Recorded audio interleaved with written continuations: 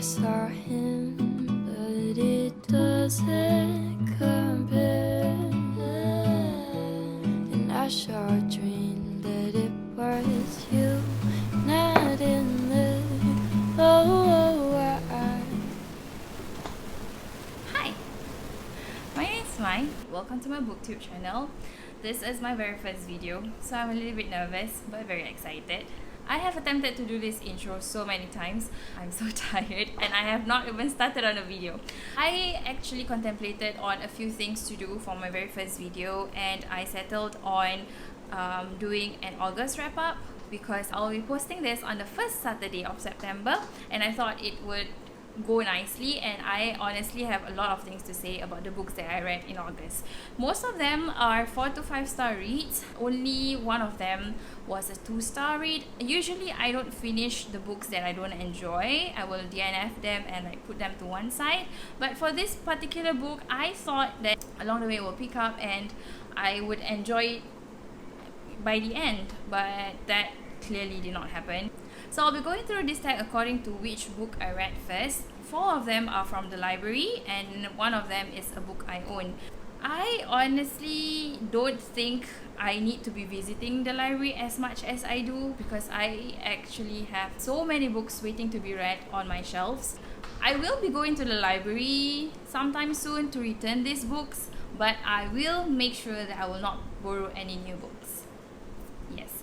Okay, so without further ado, I'm going to start on the wrap up. So the first book that I read in August is called Convenience Store Woman, and it's by Sayaka Murata. This is actually translated from Japanese to English. If you're not aware, August is the month of women in literature.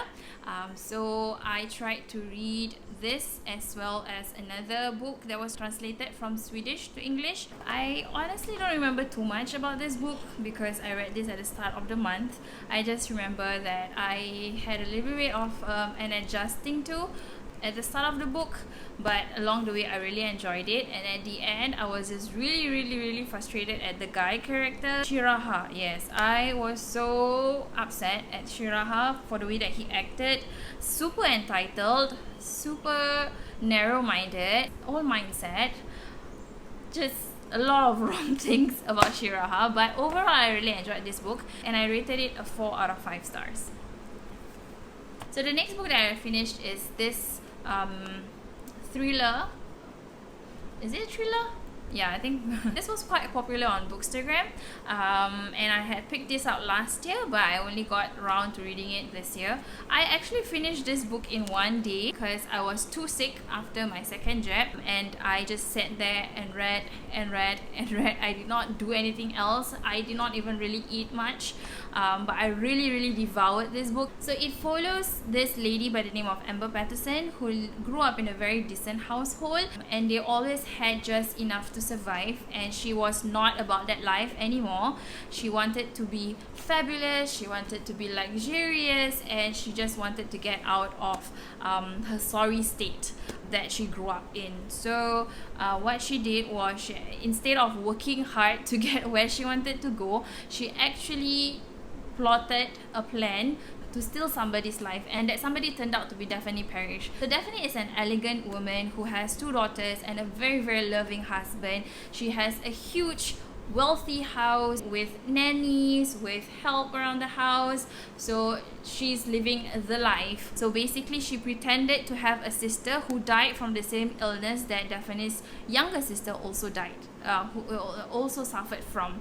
So she pretended to have a link with Daphne in order to get close to her and to become best friends with her, and Daphne was really grateful to have someone whom she could talk to about her late younger sister, and she had no clue whatsoever about Amber's plans. This was really good. I really enjoyed it, and I can see myself rereading this in the near future. Maybe not in the near future when I can still remember most of the storyline, but maybe in 5 years time.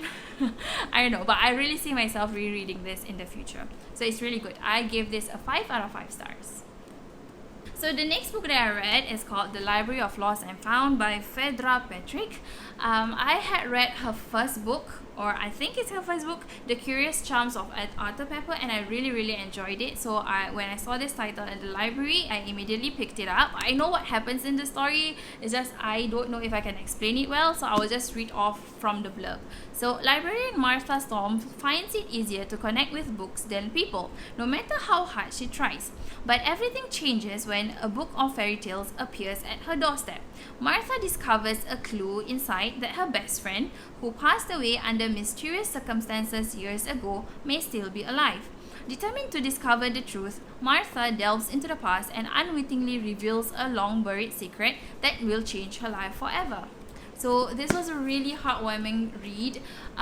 It is not as good as the first book that I read from her. There were a lot of unlikable characters in the book that really threw me off, that really frustrated me, and I think that contributed to why I liked the other book better. There were only a few characters that I liked in this book, but I must admit that the journey was really fun to follow from the start, and finding out how the dedication was written for her years after this best friend of hers had passed away, and then finding out the truth, trying to get the truth out from said best friend, so on and so forth. So the journey was really fun. The overall story was whimsical, but it was not as good as I had expected it to be. Overall, it's a 3-star rating for me.